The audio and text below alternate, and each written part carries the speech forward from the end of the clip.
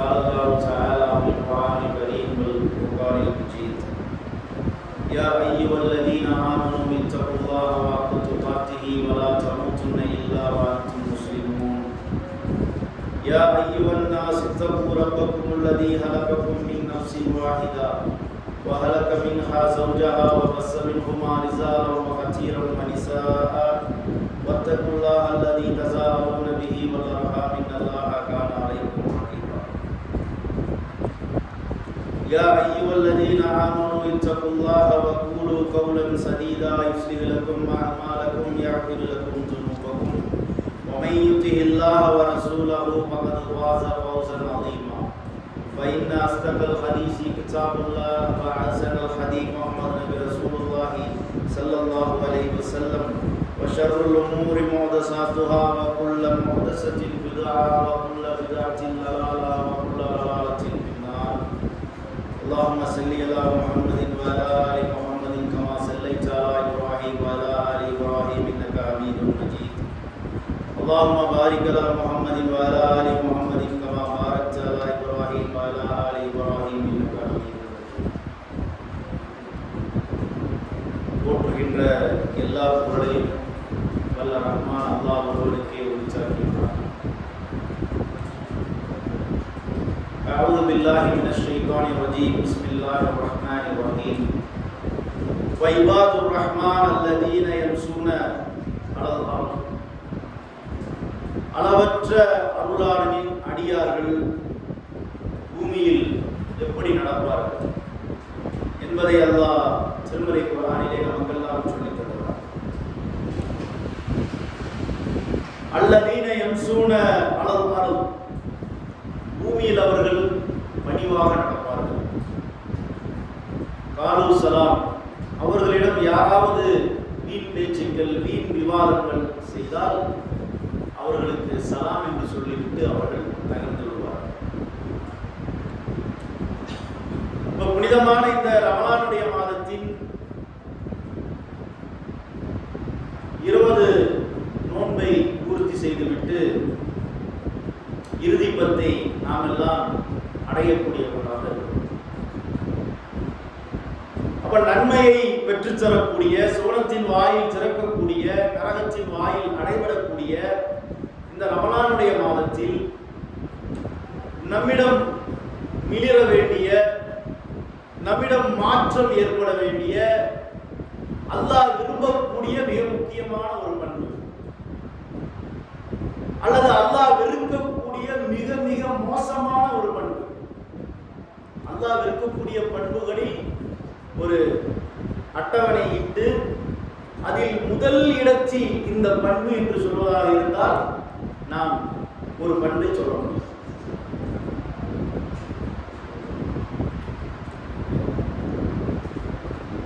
சூரா அல்-பக்ராவிலே அல்லாஹ் பேசுகிறான், வல்லம ஆதம அஸ்மாஅ குல்லஹா. மனித இனத்தின் முதல் மனிதர். இன்னைக்கு உலகத்துல ஒரு 800 கோடி மக்கள் நம்ம தான் வாழ்ந்து கொண்டிருக்கிறோம்.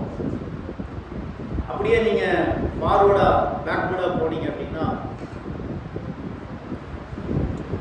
கிட்டத்தட்ட பல ஆயிரக்கணக்கான, பல லட்சக்கணக்கான கோடி மக்கள் இந்த பூமியிலே வாழ்ந்திருக்கிறார்கள். அப்போ பூமியில் மட்டும்தான் மனிதன் வாழ்ந்தானா அப்படின்னா நிச்சயமா இல்லைங்க. பூமி அல்லாத ஒரு இடத்தில் மனிதன் வாழ்ந்தார். நன்றாக விளங்கிக்கொள்ளணும். அப்ப ஆதம் அலைஹிஸ்ஸலாம் அவர்களே அல்லாஹ் தன்னுடைய கரத்தால் படைக்கிறார். படைத்து அவருக்கு வல்லம ஆதம அஸ்மாஅ குல்லஹா, எல்லா பெயர்களையும் ஆதம் நபிக்கு அல்லாஹ் கற்றுக் கொடுத்தான். ஒரு 100 வருடத்துக்கு முன்னாடி வாழ்ந்த நம்முடைய பாப்பா வடியாப்பா மார்கிட்ட போய் இந்த மைக்குடைய போட்டோவை காமிச்சு இதோட பேர் என்னன்னு கேட்டீங்கன்னா உங்களுக்கு தெரியாது. இந்த செல்போனை எடுத்து காண்பிச்சு அதனுடைய பேர் என்னன்னு கேட்டீங்கன்னா தெரியாது. ஆனா ஆதம் நபிகிட்ட கேட்டீங்கன்னா சொல்லிடுவார், இது செல்போனு, இது மைக்கு, இது சேரு, இது என்னென்ன மெட்டீரியல்ல தயாரிக்கப்பட்டிருக்கு, பிளாஸ்டிக்கா, தெர்மோ பிளாஸ்டிக்கா, தெர்மோசிட்டி பிளாஸ்டிக்கா, இந்த போடியம் எப்படி தயாரிக்கப்பட்டிருக்கு, எம்எஸ்ஆ, ஸ்டீலா, எஸ்எஸ்ஆ, எல்லாமே தெரியுங்க. வல்லம ஆதம அஸ்மாஅ குல்லஹா. ஆதம் நபிக்கு எல்லா எல்லாமே தெரியும். பெரிய பாராட்டு விழா நடக்குது வானலோகத்துல. மலக்குமார்கள் எல்லாம் லட்சோப கோடான கோடி மலக்குமார்கள் எல்லாம் அணிவகுத்து நின்று, இப்லீஸ் அவனுடைய படை அணிவகுத்து நின்று, இன்னும் அல்லாஹ் வேறு எந்தெந்த படைப்பினத்தை படைத்து வைத்திருக்கிறான் என்பது நமக்கு தெரியாது. அல்லாஹ் குர்ஆன்ல சொல்லி இருக்கிறது இரண்டு படைப்பு. ஒன்று மலக்குமார்கள், இன்னொன்று இப்லீஸ் சைத்தான் ஜின்கள். எல்லாத்தையும் வச்சு ஆதம் நபிக்கு அந்த மகுடம் சூட்டு விழா நடக்குது. அப்போ அல்லாஹ் சொல்றான், மலக்குமார்கள் அல்லாஹ்விடத்துல கேட்கிறாங்க, யா அல்லாஹ், உன்னை எப்பவுமே தொழுது கொண்டே இருக்கிறோம், ருக்கு செய்து கொண்டே இருக்கிறோம், சஜ்தா செய்து கொண்டே இருக்கிறோம், பூமியில் ரத்தம் சிந்தக்கூடிய ஒரு படைப்பை படைக்கிறோம். ஒரு வார்த்தை கேட்கிறான். உடனே அல்லாஹ் என்ன பண்றான்னா, சில பொருள்களை எல்லாம் காமிச்சு இதனுடைய பேரை சொல்லுங்கன்னு சொல்றான். மலக்குமார்களுக்கு ஒண்ணுமே தெரியல. ஆதம் நபியில கேட்கிறாங்க, எல்லாத்தையும் சொல்லிட்டேன். இதோட பேர் இது, இதோட பேர் அது, அதோட பேர் இது, வானம், இது பூமி, இது மண், இது மலை, இது கடல், எல்லாத்தையும் சொல்லிட்டாங்க. சொன்னோன்னா மலக்குமார்கள் அப்படியே ஸ்தம்பிச்சு போயிட்டாங்க. சுபஹானக்கல்லா இல்மனா இல்லாமா அல்லம்சனா இன்னக்க அன்சல் அல்லாஹ், நீ கற்றுக் கொடுத்ததை தவிர எந்த அறிவும் எங்களுக்கு இல்லை. அதற்கு பேர் படிவு. இபாதுர் ரஹ்மான், அளவற்ற அருளாளரின் அடியார்கள். யார் என்றால் அவர்கள் மலக்குமார்கள். ஜிப்ரீல் அலைஹிஸ்ஸலாம், மீகாயில் அலைஹிஸ்ஸலாம். உலகத்திலே, வானத்திலே, பூமியில் இருக்கக்கூடிய எல்லா மலக்குமார்களும் இபாதுர் ரஹ்மான். ஏன்? அவர்கள் பணிந்தார். ஆலோ சுபஹானக லா இல்ம லனா இல்லா மா அல்லம்தனா இன்னக அன்தல் ஹக்கீம். அல்லாஹ், தெரியாம பேசிட்டோம் யா அல்லாஹ், நீ எங்களை மன்னிக்கலைன்னா நாங்கள் கஷ்டமடைந்து கொள்ளலாம். அல்லாஹ் மலக்குமார்களை கண்ணியப்படுத்தினார், பணிந்தார்களா? உடனே அல்லாஹ் அதோட நிக்கல, இது பத்தாது, ஆதம் நபிக்கு சஜ்தா செய்யுங்க. அல்லாஹ் பேசுறான், வைது குல்லாவில் மலாயிகத்தி அஸ்ஸஜது லி ஆதம ஃபஸஜது. ஆதமுக்கு பணியுங்க.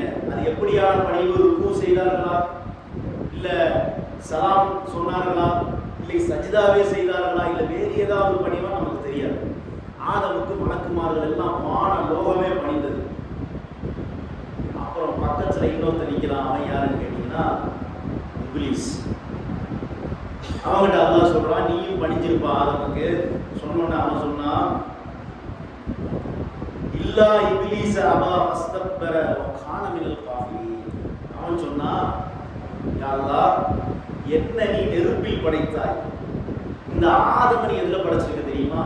மண்ணால படைச்சிருக்கிறாய். ஆதமுக்கு நான் பணிந்தா?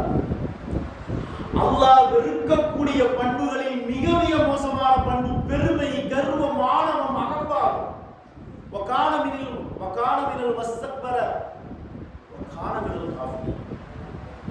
அவன் காபிராக மாறிவிட்டான். அல்லாஹ்வுடைய அளவற்ற அருள் இந்த உம்மத்துக்கு, பனு ஆதமுக்கு, ஆதமுடைய மக்களுக்கு பெருமையை அல்லாஹ் நிரந்தர நரகத்திற்குரிய பாவமாக ஆக்கவில்லை. என்கிட்ட பெருமை இருக்கு, என்னுடைய ஆடையில், என்னுடைய செல்வத்தில், என்னுடைய உடல் ஆரோக்கியத்தில், என்னுடைய படிப்பில், எல்லாத்தையும் எனக்கு பெருமை இருக்கு. உனக்கு நிரந்தர நரகம் அல்லாஹ் சொல்லல. ஆனால் பெருமை இருந்தா நரகம் கன்ஃபார்ம். உள்ளத்தில் கடுகளவு பெருமை இருந்தாலும் சூனத்திற்கு செல்ல முடியாது, நரகம் கன்ஃபார்ம். அல்லாஹ் யாரை மன்னிக்க நாடுகிறானோ அவர்களை செய்யும். ஆனா என்ன ஒண்ணு, இந்த பனு ஆதமுக்கு, ஆதமுடைய சந்ததிகளுக்கு அல்லாஹ் என்ன ஒரு அருள் புரிந்தார் என்றால் நிரந்தர நரகம் இல்லை. ஆனால் இப்லீஸ் என்ற படைப்பிற்கு அல்லாஹ் அகீதாவை கொடுத்தான். நீ பெருமை அடித்தால் நிரந்தர நரகம். வகான மினல் வஸ்தக்பர காஃபிர், காஃபிராகி விட்டான். அவன் என்ன சொன்னான் அப்படின்னா, இதான் நாம் படிக்க வேண்டிய மிக முக்கியமான ஒரு படிப்பினை இந்த ரமலானுடைய மாதத்தில். யா அல்லாஹ், இப்போ இந்த கோவை மாவட்டம் இருக்கு. இந்த கோவை மாவட்டத்தில் 10க்கும் மேற்பட்ட போலீஸ் ஸ்டேஷன் இருக்கு. இந்த எல்லா காவல் நிலையத்திலும் தலைமை அதிகாரி யாருன்னு கேட்டீங்கன்னா இன்ஸ்பெக்டர், காவல் ஆய்வாளர். அந்த இன்ஸ்பெக்டருக்கு கீழே தான் எல்லாம் வருவாங்க. எஸ் சப் இன்ஸ்பெக்டர், ஏட்டு, கான்ஸ்டபிள் எல்லாமே வருவாங்க. அந்த இன்ஸ்பெக்டருக்கு மேலே யார் இருப்பாங்கன்னா கமிஷனர் இருப்பார், அசிஸ்டன்ட் கமிஷனர் இருப்பார், டெபுட்டி கமிஷனர் இருப்பார், ஐஜி இருப்பார், டிஐஜி இருப்பார், டிஜிபி இருப்பார். அவர்களை குறித்து இந்த இன்ஸ்பெக்டருக்கு பிரச்சனையே இருக்காது. அவங்க என்ன சொன்னாலும் கேட்டுக்குவார். அவங்களை பார்த்தாலே புன்முறுவலோடு சிரித்து வரவேற்பார். அவர்களிடம் மனம் கோணாமல் நடந்து கொள்வார். அப்ப அவர்களை குறித்து இந்த இன்ஸ்பெக்டருக்கு பிரச்சனையே இல்லை. ஆனால் அவர்களிடம் நடந்து கொள்வதை போல தனக்கு கீழே உள்ள சப் இன்ஸ்பெக்டர் ஏட்டுக்கு அதே மாதிரி கான்ஸ்டபிள் இவங்கள்ட்ட நடந்து போறானா கிடையாது. அவங்களை எல்லாம் மதிக்கவே மாட்டார். இந்த இன்ஸ்பெக்டர் பார்த்தாலே அப்படியே அவங்க எல்லாம் நடுங்குவாங்க. இன்ஸ்பெக்டர் வீட்டுக்கு விருந்துக்கு 2 பேர்த்த கூப்பிடுறாரு. ஒருத்தர் ஏசி, இன்னொருத்தர் கான்ஸ்டபிள். 2 பேர்த்தையும் ஒரே மாதிரி நடந்துக்குவாரா? இல்ல, நடந்துக்க மாட்டார். ஏசி வந்தாருன்னா அந்த வரவேற்பு தனியா இருக்கும். கான்ஸ்டபிள் வந்தாருன்னா உட்காரு, வந்து சாப்பிட்டு போ, ஏதோ ஒன்று சாப்பிட்டு போ. இந்த செய்தா இதான் இங்க அப்ளை பண்றான். அவன் என்ன பண்றானா, யா அல்லாஹ் நான் ஆதமை விட வயதில் மூத்தவன். ஏன்னா எத்தனையோ 1000 ஆண்டுகளுக்கு முன்னாடி இப்லீஸை அல்லாஹ் படைச்சிட்டான். அவரை விட வயதில் மூத்தவன், என்னை விட வயதில் குறைந்தவர், என்னை விட அறிவில் குறைந்தவர், ஆதம் நபியை விட அறிவு படைத்தவர் இப்லீஸ் என்றால் மாற்று கருத்தில்லை. ஏனென்றால் ஆதம் நபியையே வழிகெடுத்தவர் இப்லீஸ். என்னை விட அறிவில் குறைந்தவர், வயதில் குறைந்தவர், ஆற்றலில் குறைந்தவர். கண் சிமிட்டும் நேரம் சுலைமான் நபியுடைய காலத்தில் பல 1000 கிலோமீட்டர் கண் சிமிட்டும் நேரத்தில் அந்த ராணியுடைய அரண்மனையில் இருந்து அந்த நாற்காலியை எடுத்துக்கொண்டு, சிம்மாசனத்தை எடுத்துக்கொண்டு சுலைமான் நபி வந்து கொடுத்தாங்க. கண் சிமிட்டும் நேரம்னா ஒரு செகண்ட் இல்லைங்க, ஒரு மைக்ரோ செகண்ட். ஒரு செகண்ட் 1000ஆக நீங்கள் பிரித்தால் அதுல வர்றதுதான் ஒரு மைக்ரோ செகண்ட். ஒரு மைக்ரோ செகண்ட் நேரம் போது சைத்தானுக்கு 2000 கிலோமீட்டர் தூரத்துக்கு போயிட்டு மறுபடியும் வந்துடும். கற்பனை பண்ண முடியாத வேகம். மனிதன் எவ்வளவு டெக்னாலஜியை கண்டுபிடிச்சாலும் அந்த மாதிரி வேகத்துக்கு ஈடு கொடுக்க முடியுமான்னு தெரியாது. அவ்வளவு பெரிய வேகம். என்னை விட ஆற்றலில் குறைந்தவர், என்னை விட வயதில் குறைந்தவர், என்னை விட அறிவில் குறைந்தவர், இவருக்கு நான் சஜிதா செய்யணுமா? என்னை விட ரா மெட்டீரியல், என்னோட ரா மெட்டீரியல் நெருப்பு. ஆதம் நபியுடைய ரா மெட்டீரியல் என்ன? மண். மண்ணுங்கிறது ஒரு மலிவான பொருளாக அவன் பார்த்தான். அதே மலக்குமார்களை குறித்து சைத்தானுக்கு எந்த பிரச்சனையும் இல்லை. இந்த இடத்துல நம்மளாம் கவனிக்க மறந்துட்டோம். என்னன்னா, இந்த இப்லீஸுக்கு முன்னாடி மலக்குமார்கள் இருந்தாங்க, வானவர்கள் இருந்தாங்க. அவர்கள் ஒளியால் படைக்கப்பட்டார்கள். இப்லீஸை விட ஆற்றல் மிகுந்தவர்கள், இப்லீஸை விட அல்லாஹ்வை அதிகம் புகழக்கூடியவர்கள், வணங்கக்கூடியவர்கள். இப்லீஸுக்கே தெரியும் நம்மை விட உயர்ந்தவர்கள் மலக்குமார்கள். ஏன்னா ஆதம் நபிக்கு எப்படியான ஊசலாட்டத்தை கொடுத்தான் அப்படின்னா, ஆதமே அந்த மரத்துக்கு பக்கத்துல ஒரு கனி இருக்கு இல்லையா, இந்த பழத்தை அல்லாஹ் ஏன் உன்னை சாப்பிட வேண்டாம்னு சொன்னா தெரியுமா? இதை சாப்பிட்டா நீ இப்லீஸா மாறிடுவ அப்படின்னு சொல்லல, நீ ஜின்னா மாறிடுவேன்னு சொல்லல, நீ மலக்குமாரா மாறிடுவேன்னு சொல்ல. அப்ப இப்லீஸ் விளங்கி வச்சிருந்தா நம்மளை விட உயர்ந்தவர்கள் மலக்குமார்கள். இப்ப பிரச்சனையே எங்க வருதுன்னா, என்னை விட உயர்ந்தவன்ட்ட எனக்கு எந்த பிரச்சனையும் இல்லை, என்னை விட தாழ்ந்தவன் தான் எனக்கு பிரச்சனை வரும். என்னை விட செல்வத்தில் உயர்ந்தவர்களை குறித்து எனக்கு எந்த பிரச்சனையும் இல்லை. அவர்களிடம் நல்ல முறையில் நடந்து கொள்வேன், அவர்களிடம் எந்த பிரச்சனைக்கு நான் போக மாட்டேன். ஆனா என்னை விட தாழ்ந்தவர்கள், செல்வத்தில் குறைந்தவர்கள், அவங்க எப்படி எனக்கு ஈக்குவலா உட்கார முடியும்? இது பெருமை. என்னை விட படிப்பில் உயர்ந்தவர்களை பற்றி எனக்கு பிரச்சனை இல்லை. நான் ஒரு +2 முடிச்சிருக்கேன், ஒரு BA, ஒரு BCom, ஒரு MCom, M.Ed முடிச்சிருந்தா அவர்களை குறித்து என்னுடைய பார்வையே வேறு, அவர்களை குறித்து நான் நடந்து கொள்ளக்கூடிய முறையே வேறு. ஆனால் என்னை விட குறைந்த படிப்பை படித்த ஒரு 10th முடிச்சிருக்கான், ஒரு 8th முடிச்சிருக்கான், 5th முடிச்சிருக்கான், அது பள்ளிக்கூடத்துக்கே போலன்னா என்னுடைய பார்வையே வேறு. எல்லாம் படிக்காதவன், எனக்கு ஈக்குவலா உட்காராத, என்ன என் அளவுக்கு உனக்கெல்லாம் அறிவு கிடையாது. இங்கதான் பெருமை வருது. நான் ஒரு பேச்சாளர், இது எல்லா துறையிலையும் அப்ளை பண்ணலாம். ஒரு குடும்பத்தில் இருந்தால் ஒரு தந்தை தன்னை விட தனக்கு கீழ் உள்ளவர்களை அவர் மட்டமாக நினைக்கிறார், அடக்கி ஆள வேண்டும் என்று நினைக்கிறார். ஒரு செல்வந்தன் தனக்கு கீழே உள்ளவங்கள்ட்ட எப்படி நடந்துக்கிறான், மேல உள்ளவங்கள்ட்ட எப்படி நடந்துக்கிறான். ஒரு படித்த பட்டதாரி தனக்கு மேல் படித்தவர்களிடம் எப்படி நடந்து கொள்கிறான், கீழாக படித்தவர்களிடம் எப்படி நடந்து கொள்கிறான். ஒரு காவல்துறை அதிகாரி தனக்கு மேல் உள்ள பொறுப்பாளர்களிடம் எப்படி நடந்து கொள்கிறார், கீழ் உள்ளவர்கள் எப்படி நடந்து கொள்கிறார். ஒரு கம்பெனியில், ஒரு நிறுவனத்தில் வேலை பார்க்கக்கூடிய ஒரு மேனேஜர் அதற்கும் மேல உயர்ந்த பதவியில் இருக்கக்கூடியவர்கள் எப்படி நடந்து கொள்கிறார், அதற்கும் கீழே உள்ள லேபர்ட்ட எப்படி நடந்து கொள்கிறார். எடை போடணும்.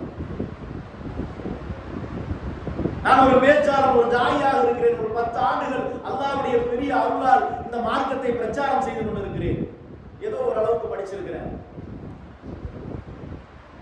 எனக்கு மேல பெரிய பெரிய மௌலவிமார்கள் 10 ஆண்டுகள் 15 ஆண்டுகள் படித்தவர்கள், பெரிய உலமாக்கள், ஆலிம்கள், பின்னாடி பேருக்கு பின்னாடி பட்டமே போட்டுக்குவாங்க, ஃபிர்தௌசிகள், உலவிகள், மண்பைகள், இதெல்லாம் எந்த அளவுக்கு சரின்னு தெரியல. அதற்கும் மேல முஃப்திமார்கள் 24/7 மார்க்கத்தை ஆய்வு செய்வதையே தொழிலாக வைத்திருப்பவர்கள், அதற்கு மேல படிச்சவங்க. இப்படி எனக்கு மேல எடுத்துட்டீங்கன்னா இந்த மார்க்கத்தை கற்றவர்கள் ஒரு பெரிய நீண்ட பட்டியலே இருக்கு. உலவிமார்கள், ஆலிம்கள், முஃப்திமார்கள் சொல்லி ஒரு பட்டியல். அவங்க கிட்ட நான் எப்படி நடந்துக்கிறேன்? ஒருத்தர் வர்றாரு, வந்தாருன்னா நான் இறங்கி போய் வாங்க மௌலவி வாங்க, நல்லா இருக்கிறீங்களா, சாப்பிட்டீங்களா, வீட்டில் எல்லாரும் நல்லா இருக்காங்களா, வாங்க உட்காருங்க, நீங்க சேர்ல உட்காருங்க, நான் இங்க ஓரமா உட்காந்துக்கிறேன், அப்படி ஒரு கண்ணியம். இது தவறு இல்லை, எல்லாத்துக்கும் கண்ணியம் கொடுக்க. மூமின் என்பவன் கண்ணியமானவன், அவன் பிறருக்கு கண்ணியம் அளிக்க வேண்டும்.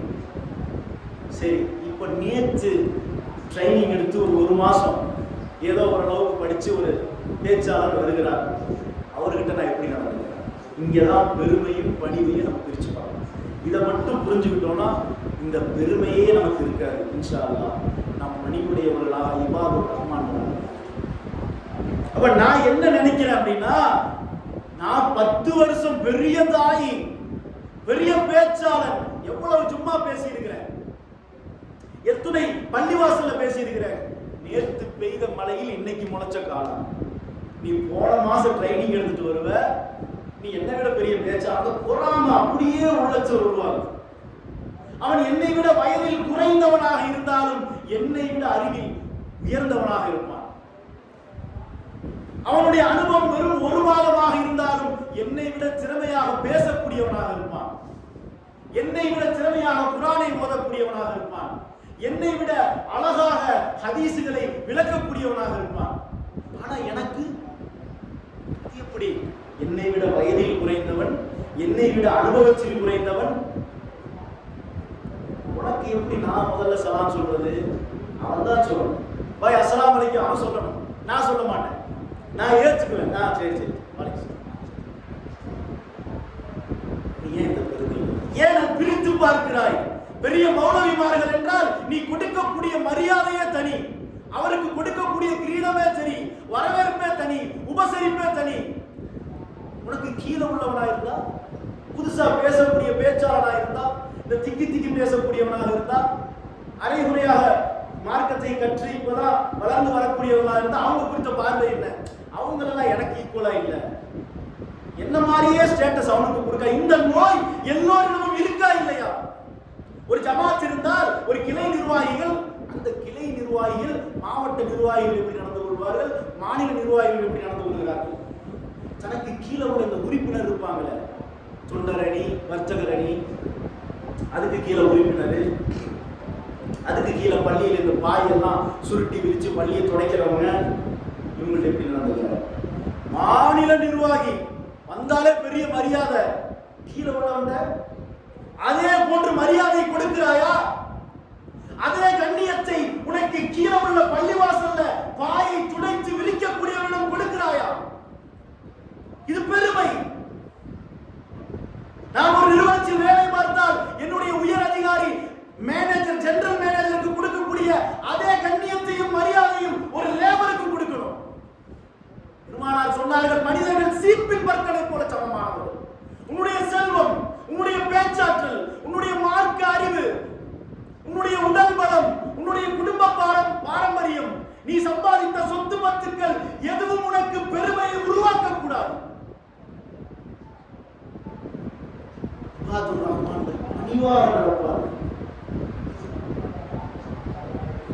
இந்த பணிவு நம்மிடத்திலே இருக்கிறதா? சுய பரிசோதனை பண்ணுங்க, டெஸ்டிஃபை பண்ணுங்க. ஒரு பேப்பர் எடுங்க, எனக்கு கீழே உள்ளவங்க எல்லாம் ஒரு பட்டியல் போடுங்க, மேல உள்ளவங்க எல்லாம் ஒரு பட்டியல் போடுங்க.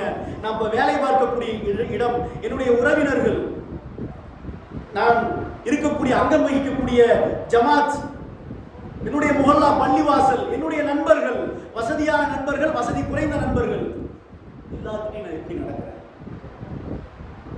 எனக்கு மேல உள்ளவன், என்னை விட வசதியானவன், என்னை விட படித்தவன், என்னை விட மார்க்க அறிவில் உயர்ந்தவன், அவர்கள் தப்பு செஞ்சா நான் எப்படி நடந்துக்கிறேன்? ஒரு 10 மணிக்கு வர்றேன்னு சொல்றாங்க, வர்றதுக்கு 10:30 ஆயிடுச்சு, நான் எப்படி நடந்துக்கிறேன்? பரவாயில்ல விடுங்க, இருக்கட்டும். நீ எனக்கு கீழே உள்ளவன், இந்த வசதியில குறைந்தவன், ஒரு லேபர், சாதாரணமா ஒரு பள்ளிவாசல்ல தூய்மைப்படி செய்யக்கூடியவன், இவன் ஒரு 10 நிமிஷம் லேட்டா வந்துட்டான், 10 மணிக்கு வர்றேன்னு சொல்லிட்டு நான் எப்படி நடந்துக்கிறேன்? பரவாயில்ல விடுப்பான்னு சொல்றேன்னா என்னுடைய வலிமையை காட்டலாம். நீ எப்படி வரலாம்? நான் உனக்காக எவ்வளவு நேரம் காத்துக் கொண்டிருக்கிறேன். இது பெருமை. இப்ளீஸ் செய்தது அது. என்னை விட உயர்ந்தவர்கள் மலக்குமார்கள், அவர்களுக்கு பணிவதை பற்றி எனக்கு எந்த பிரச்சனையும் இல்லை. என்னை விட தாழ்ந்தவன் இந்த ஆதம், இந்த மனுஷன், என்னை விட வயதில் குறைந்தவன், என்னை விட அறிவில் குறைந்தவன், என்னை விட ஆற்றலில் குறைந்தவன். அல்லாஹ் வைக்கக்கூடிய சோதனை அங்கதான். பெருமைக்கும் பணிவுக்கும் இடையே உள்ள சோதனை அதுதான். என்னை விட எல்லா வகையிலும் குறைந்தவனிடம் நான் பணிவாக நடக்கிறேன். அவனை சமமாக நடத்தணும், அவனுக்கு கண்ணியம் கொடுக்கணும், அவனிடம் அன்பாக நடக்கணும், அவனிடம் பெருந்தன்மையாக நடக்கணும், அவனிடம் கோபப்படக்கூடாது. அல்லாஹ்வுடைய தூதரிடம் 10 ஆண்டுகள் அனஸ் ரலியல்லாஹு அவர்கள் பணி செய்தார்கள். வாழ்நாளில் ஒரே ஒரு முறை கூட கோபப்பட்டதே இல்லை. அனஸ் ரலியல்லாஹு அவர்கள் சிறுவர், எத்தனையோ தவறு செய்திருப்பார்கள், ஒரு முறை கூட பெருமானார் கடிந்து கொண்டதே இல்லை. எப்படி இருக்கிறோம்? நமக்கு கீழே வேலை செய்யணும்ன்ற சில பேரை பார்த்தா அப்படியே எரிஞ்சு விழுகிறார்கள். அவன் ஏதாவது ஒரு தப்பு செஞ்சா எரிந்து விழுவது. ஏன் இப்படி செஞ்ச? உனக்கு அறிவு இல்லையா? அது இல்லையா? இது இல்லையா? உனக்கு மேல மேனேஜர் இருக்கானே, அவன் 1000 தப்பு பண்றானே, ஒரு முறையாவது அவனிடம் எரிந்து விழுந்திருக்கிறாயா? ஏன்? அவன்கிட்ட எரிஞ்சு விழுந்தா என்னை வேலையை விட்டு அனுப்பிடுவான். உனக்கு கீழே உள்ளவனா ஒரு மாதிரி, மேல உள்ளவனா ஒரு மாதிரி. இந்த தப்பைத்தாங்க இப்ளீஸ் பண்ணா. இந்த தப்பை தான் இப்ளீஸ் பண்ணா. ஆதம் வந்து எப்படி பணிவதுன்னு கேட்டான். அல்லாஹ் தூக்கி வீசினா நரகத்துல. காஃபிர் நீ போ, நிரந்தர நரகவாசி. அதுக்கப்புறம் அல்லாஹ் ஆதம் நபி சுவனத்துல மிக உயர்ந்த தரஜாவுல கொண்டு போய் அல்லாஹ் வச்சிட்டான். என்ன வேணாலும் சாப்பிடலாம், நீ எப்படி வேணாலும் வாழலாம் என்று சொன்ன நேரத்தில் அல்லாஹ் சொல்றான், ஹாதிஹி ஸஜரத ஃபதகூனா மினல் சாபிரீன். மரத்தை மட்டும் நெருங்காதீர்கள், நீங்கள் அநியாயக்காரர்களா. என்ன வேணாலும் சாப்பிடுப்பா, சொர்க்கம் உனக்கு. சொர்க்கத்தில் எப்படிப்பட்ட இன்பம் கற்பனையே செய்ய முடியாது. மாலா ஹீரும் ராஜ் வலா அதுன் சமியத் வலா அச்சாரி கலா கல்வி பஷர்.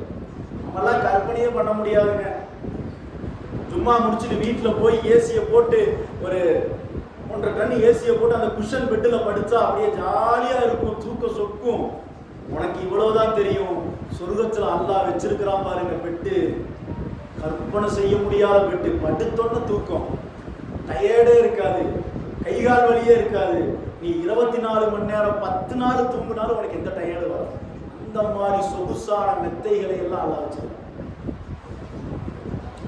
ஆதம் நபிக்கு ஃப்ரீ, எப்படி வேணாலும் தூங்கு, என்ன வேணாலும் சாப்பிடு, எங்க வேணாலும் போ, ஜாலியா இரு. ஆனா அந்த மரத்தை மட்டும் நெருங்கிறாத, பெரிய பாவம்னு அல்லாஹ் சொல்லிட்டான். சைத்தான் வழி கிடைச்சான், ஆதம் நபி மரத்தை போய் சாப்பிட்டாரு, பாவத்தை செஞ்சுட்டாரு. பாருங்க என்ன நடக்குது அப்படின்னா, இப்ப ஆதம் நபிக்கு தெரியும் நம்ம செஞ்சது பெரிய பாவம். ஏன்னா அல்லாஹ் வந்து நமக்கு காட்சி கொடுத்துட்டான்.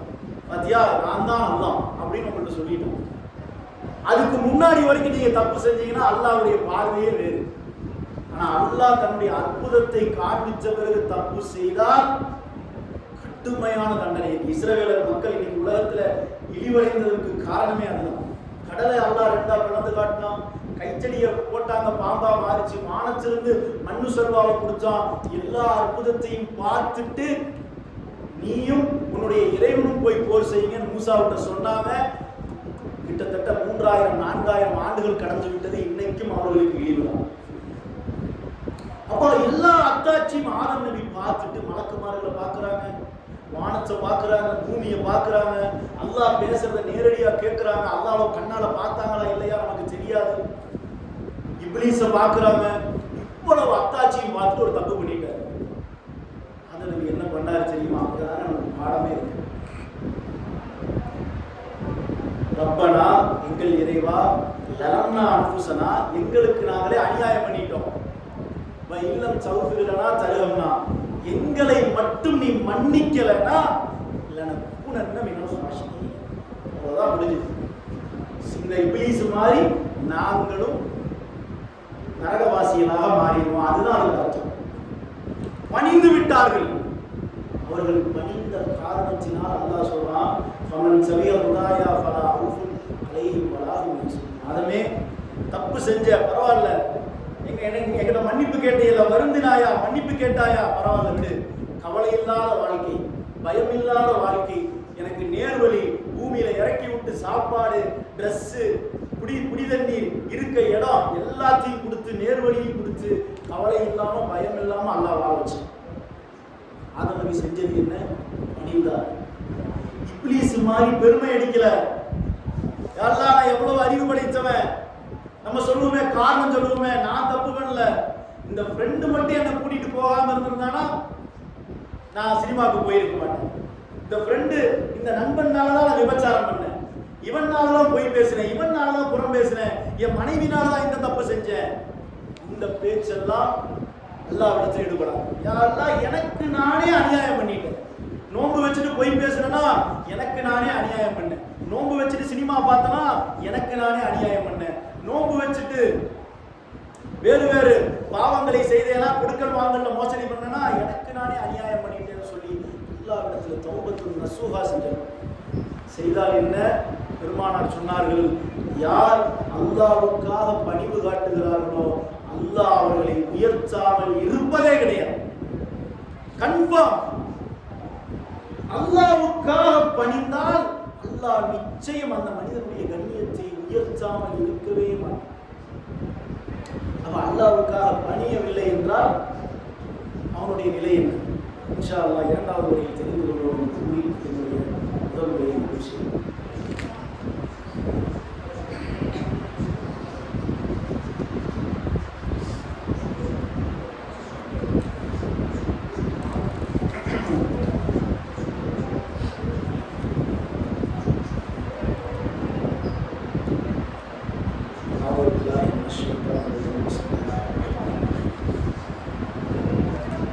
வஇபாதுர் ரஹ்மான் அல்லதீன யம்சூன அளவற்ற அருளாளனின் அடியார்கள் இந்த பூமியில நடந்தா எப்படி நடப்பாங்கன்னா ரொம்ப பணிவா நடப்பாங்க. அவங்கள்ட்ட பெருமையே இருக்காது. பெருமை இல்லாத ஒரு வாழ்க்கையை அவர்கள் வாழ்வார்கள். அவர்களுடைய ஆடையில், அவர்கள் அணியக்கூடிய செருப்பில், அவர்கள் வைச்சிருக்கக்கூடிய வாகனத்தில், அவர்கள் கட்டிய வீட்டில், எதிலையும் அவர்கள்ட்ட பெருமையே இருக்காது. பெருமைக்கு நான் சொன்ன அளவுகோல், எனக்கு மேல உள்ளவன்ட்ட நான் எப்படி நடந்துக்கிறேன், கீழே உள்ளவன்ட்ட. இதை நீங்க கம்பேர் பண்ணி பாருங்க. உங்களுடைய எல்லா துறைகளிலும் அப்ளை பண்ணுங்க. நீங்க வேலை பார்க்கக்கூடிய இடத்துல உங்களுக்கு மேல உள்ளவன்ட்ட எப்படி, கீழே உள்ளவன்ட்ட எப்படி. நீங்க அங்கம் வகிக்கக்கூடிய ஜமாத்துல உங்களுக்கு மேல உள்ள நிர்வாகிகிட்ட எப்படி, கீழே உள்ள நிர்வாகிகிட்ட எப்படி. உங்களுடைய வீட்டுல உங்களுக்கு கீழே உள்ள உங்கள் மனைவி பிள்ளைகள் எப்படி இருக்கிறீங்க, உங்களுக்கு மேல உள்ள உங்களுடைய பெற்றோர்கள், உங்களுடைய அண்ணன் தம்பிகள், வயதில் மூத்தவர்கள் எப்படி இருக்கீங்க. இப்படி எல்லா நிலையிலும் நீங்கள் உங்களை சுய பரிசோதனை செய்தால் நமக்கு உள்ளத்துல பெருமை இருக்கா இல்லையான்னு நமக்கு தெரிஞ்சிடும். நம்மளே மார்க் போட்டுக்கலாம். வேலை விஷயத்துல ஆமா பெருமையா இருக்கு, வீட்டுல மனைவி பிள்ளைகள்கிட்ட பெருமையா இருக்கலாம் இல்லையா, அப்படி நம்மளே நம்மை சுய பரிசோதனை செய்து சீர்திருத்திக் கொள்ளும். அல்லாஹ்வுடைய தூதர் முஸ்லிமிலே அறிவிக்கக்கூடிய ஒரு செய்தி, அல்லாஹ்வுக்காக பணியும் எந்த மனிதரையும் அல்லாஹ் உயர்த்தாமல் இருப்பதே இல்லை. எனக்கு தெரியும், அவனை விட நான் அறிவில் உயர்ந்தவன், அவனை விட நான் செல்வத்தில் உயர்ந்தவன், அவனை விட வயதில் உயர்ந்தவன், அவனை விட உடல் வலிமையில் உயர்ந்தவன், ஆனாலும் நான் அல்லாஹ்வுக்காக பணிவு காட்டுவேன். அவங்க வாதமே பண்ண மாட்டாங்க. இந்த விவாதம் பண்றாங்கல்ல, இந்த பண்பு இபாதுர் ரஹ்மான் பணிவுடைய மக்கள்கிட்ட இருக்கவே இருக்கு. ஒரு விவாதம் வந்தாலே அவங்க போயிருவாங்க. காலு சலாம், உனக்கு அல்லாஹ் அருள் புரியட்டும்பா, உனக்கு அல்லாஹ் நேர்வழி கொடுக்கட்டும், அல்லாஹ் உனக்கு சாந்தி சமாதானத்தை கொடுக்கட்டும், உனக்கு சலாம கொடுக்கட்டும், போய்கிட்டே இருப்பாங்க. இந்த விதண்டாவாதம் செய்யவே மாட்டாங்க. இந்த ஒரு பண்பு இருந்தால் உலகத்தில் எவ்வளவு பிரச்சனை முஸ்லிம்களுக்கு மத்தியில.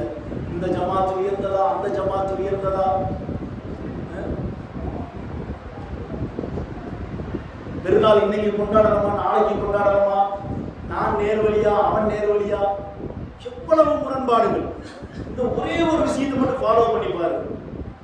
சத்தியத்தை தெளிவா எடுத்து சொன்னையா, குர்ஆன் ஹதீஸை எடுத்து சொன்னையா, அவன் கேட்கலையா, காலு சலாம், அல்லாஹ் அவனுக்கு நேர்வழி காட்டட்டும், அல்லாஹ் அவனுக்கு மன நிம்மதியை தரட்டும், அவ்வளவுதான், கடந்து போய்கிட்டே இருக்கும். அதற்கு ஃபேஸ்புக்லையும் வாட்ஸ்அப்லையும் அடுத்தவனை பற்றி போடக்கூடிய ஒரு சுபஹானல்லாஹ். நான் பார்த்தேன் ஒரு சில ஆண்டுகளுக்கு முன்னாடி ஒரு தௌஹீது பேசக்கூடிய இயக்கத்தை சேர்ந்தவர், அதே இயக்கத்தில் பல வருடங்கள் பயணித்த ஒரு மனிதரை பற்றி எழுதுகிறார், நீ காஃபிர்னு போடுற. ஒரு முஸ்லிம் இன்னொரு முஸ்லிமை பார்த்து காஃபிர் என்று சொல்கிறார் சமூக வலைதளத்தில். ஒருவேளை அவன் காஃபிராக இல்லாமல் இருந்தால் உன்னுடைய நிலை என்ன? சர்வ சாதாரணமாக இதெல்லாம் முஸ்லிம்களுக்கு மத்தியில். இபாதுர் ரஹ்மான் பணிவாக நடப்பவர்கள்ட்ட இந்த பண்பு இருக்கவே இருக்காது. அவர்களால எந்த பிரச்சனையும் ஏற்படாது. அவர்கள் பெருமை அடிக்கவே மாட்டார்கள். படிச்சிருப்பார்கள், செல்வம் வைத்திருப்பார்கள், வசதி வாய்ப்போடு வாழ்வார்கள். ஆனால் பெருமை கட்டுகளும் அவர்கள். அப்படியான ஒரு வாழ்க்கையை நாம் இந்த ரமலானில் அந்த பண்பு நம்மிடத்தில் வர வேண்டும். அப்ப இந்த இபாதுர் ரஹ்மான் இவர்கள் எப்படியெல்லாம், இன்னும் இவர்களுடைய பண்பு எப்படியெல்லாம் இருக்கும் என்பதை இன்ஷா அல்லாஹ் வாய்ப்பு கிடைத்தால் அடுத்த ஜும்மாவில் அறிந்து கொள்வோம் என்று கூறி என்னுடைய இந்த ஜும்மா உரையை நிறைவு செய்து கொள்கிறேன்.